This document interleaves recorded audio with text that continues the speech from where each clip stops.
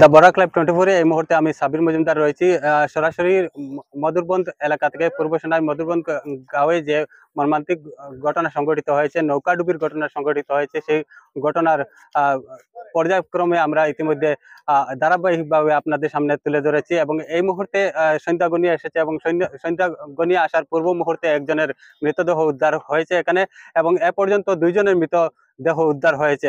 আমরা আজকের দিনে যে মর্মান্তিক ঘটনাটি সংঘটিত হয়েছে, দুপুর 12টার দিকে একটি প্রবল ঝড় বৃষ্টিপাত হয় এবং সেই ঝড়ের ফলে একটি নৌকা এখানে সোনাইয়ের উদ্দেশ্যে যাওয়ার পথে মধুবন গাঁও থেকে এখানে গোবিন্দনগর এলাকায় আসার পথে মধ্যবর্তী স্থানে একটি নৌকা তলিয়ে যায়। সেই নৌকাতে 9 জন যাত্রী ছিলেন এবং তারা তারা এখানে আসার উদ্দেশ্যে যখন মধ্যবর্তী রাস্তায় এসে পৌঁছান তখন সেই ঝড় এবং বৃষ্টিপাতের কবলে পড়েন এবং সেখান থেকে তিনজনকে অক্ষত উদ্ধার করা হলে একজনকে মৃত উদ্ধার করা হয়। পরবর্তী সময়ে 5 জন নিখোঁজ থাকেন এবং নিখোঁজের মধ্যে থেকে বিকাল 5:30টার দিকে একজনের মৃতদেহ উদ্ধার হয়েছে।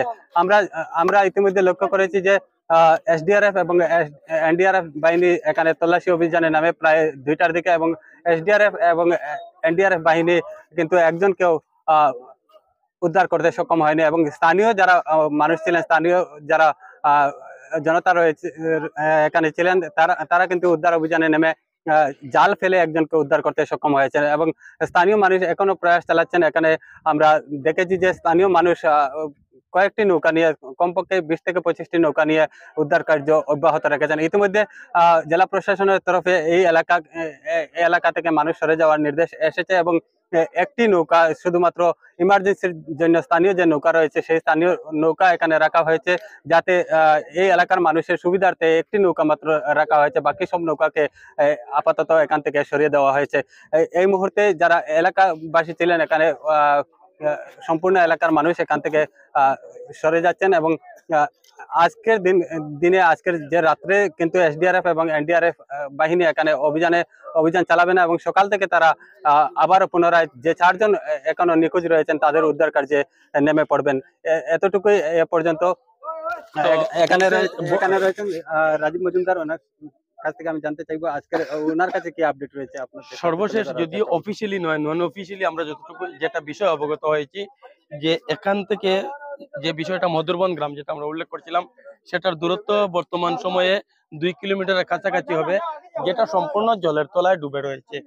তো প্রশাসনের পক্ষ থেকে ঠিক এই মুহূর্তে আমরা নন অফিসিয়ালি, এখনো উল্লেখ করছি, অফিসিয়ালি কিছু নয়, আমরা যেটা অবগত হয়েছি যে এখানে আর যাতে স্থানীয় যে সমস্ত নৌকা, ডিঙ্গি নৌকা, অত্যন্ত ছোট ছোট নৌকা, মাছ ধরার নৌকা, ছোট নৌকা, যেগুলো দিয়ে এখান থেকে মানুষ পারাপার হন, বর্তমান সময়ে কিন্তু প্রচুর বৃষ্টিপাতের সম্ভাবনা রয়েছে।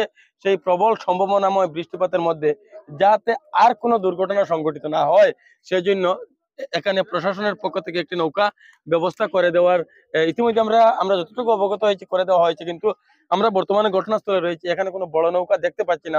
আমরা যে সমস্ত নৌকা দেখতে পাচ্ছি সেটা কিন্তু সব কয়টি কিন্তু ডিঙ্গি নৌকা। আর আমরা ইতিমধ্যে এখানে দেখেছি যে এনডিআরএফ বাহিনীর যে সমস্ত বোট ছিল সেগুলোকে একে একে ফিরে আসতে, জানি না তারা রাতে অভিযান চালাবে কি চালাবে না সেটা আমাদের জানা নেই। আমরা কিন্তু এখানকার গোটা অঞ্চলে যে একটা শোকের ছায়া আমরা এটা কিন্তু পরিলক্ষিত হচ্ছে। এখনো পর্যন্ত আমরা যতটুকু অবগত হয়েছি এই নৌকাডুবিতে একটি পরিবারের 3 জন ব্যক্তি এখনো পর্যন্ত নিখোঁজ রয়েছেন। জানি না, আমরা এখনো পর্যন্ত নাম পরিচয় সকলের অবগত হতে পারিনি। আমরা চেষ্টা করব সকলের নাম পরিচয় যদি সম্ভব হয় পরবর্তীতে আপনাদের সম্মুখে তুলে ধরবো। তো আমি এখানে উল্লেখ করতে চাইছি যে এখানে